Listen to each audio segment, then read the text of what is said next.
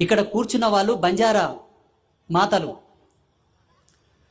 ప్రపంచవ్యాప్తంగా బంజారాలు ఎక్కడున్నా కూడా గర్వంగా గుండె మీద చేసుకొని చెప్పొచ్చు. ఎందుకో తెలుసా? వాళ్ళు రాజపూతుల వంశం వాళ్ళది. ఒకప్పుడు ఈ భూమండలాన్ని పరిపాలించారు వాళ్ళు.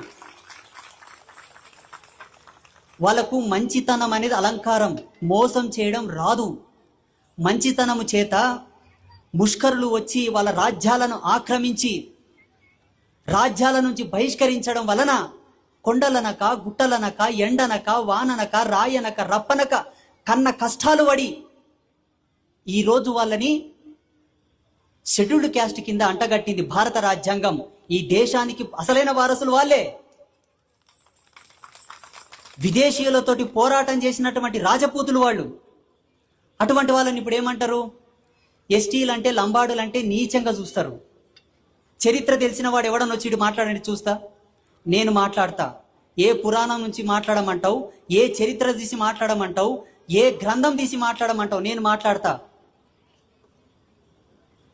ప్రతి కులానికి ఒక ప్రతిష్టాత్మకమైన చరిత్ర ఉంది, ఒక ఘనత ఉంది. ఏ మూలాలు తక్కువ కాదు, ఎవరికి వాళ్ళే గొప్ప.